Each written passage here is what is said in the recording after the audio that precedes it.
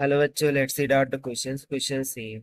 A charge Q is surrounded by a closed surface consisting of an inverted cone of height h and base radius r and a hemisphere of radius r as shown in the figure. The electric flux through the conical surface is nq by 6 epsilon naught in SI units. The value of n is that as. So यहाँ पर आप diagram में देख सकते हैं एक charge है, वो उसको सराउंड किया जाता है क्लोज सरफेस से, जो कि बेसिकली इन्वर्टेड कोन है और इसका हाइट h के बराबर है। अब इसका रेडियस कैपिटल R के इक्वल है। सो हमें बताना है कि यदि electric flux through this conical surface N q by 6 epsilon naught आता हो, सो इनका वैल्यू कितना होगा। तो चलिए स्टार्ट करते हैं सोल्यूशन से। But before of that, let's talk about the key concept which we are going to use here for this question. So यहाँ पर हम सिंपली गॉस लॉ कॉन्सेप्ट का यूज करेंगे। So according to Gauss law, the total flux, जो भी total flux inside to the surface होगा, total flux inside to the surface, this will be equals to the charge enclosed by the body divided by the epsilon, जहाँ पर Q enclosed will be the enclosed charge by the body होगा and epsilon naught is the permitting. So इसको हम मान लेंगे equation first from the Gauss law. As you can see, this surface having the two part. एक तो ये hemispherical part हो गया एंड दूसरा ये कोनिकल पार्ट हो गया। सो दोनों के द्वारा फ्लक्स होंगे। सो यहाँ पर हम बोलेंगे total flux will be the combination of the flux due to hemisphere plus में the flux due to the conical section that is cone, and this will be equals to the charge enclosed is nothing but q here divided by the epsilon naught. So इसे हम मानेंगे equation 2 और फॉर्मूले को हमने माना equation 1।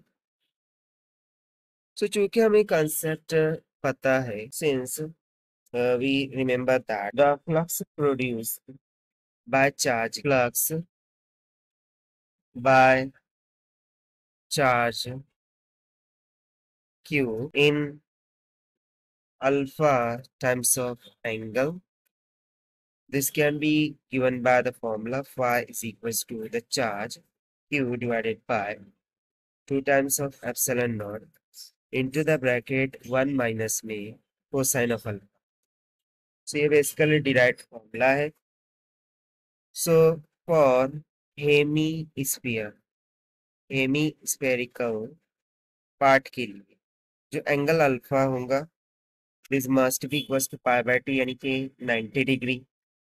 सो hemisphere के लिए यदि हम यहाँ पर फ्लक्स निकालें, so it will be equals to q divided by 2 epsilon naught into the bracket 1 minus cosine of pi by 2. So cos pi by 2 0 होता है, यानी कि it will goes to q divided by 2 epsilon naught. उसी तरीके से जो second part है that is the conical section.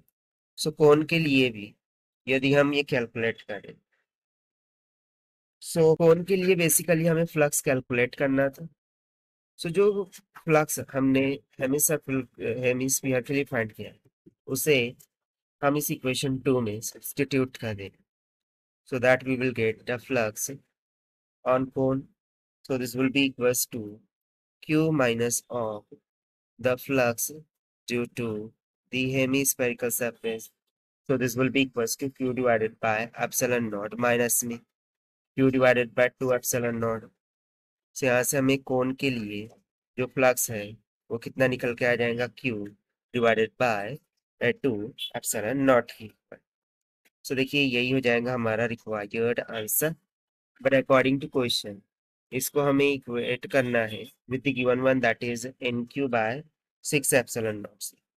सो इसको यदि हम n q divided by 6 times of epsilon naught से इक्वेट करेंगे, सो यहाँ पर 6 लाने के लिए हमें ऊपर नीचे 3 से मल्टीप्लाई करना होगा।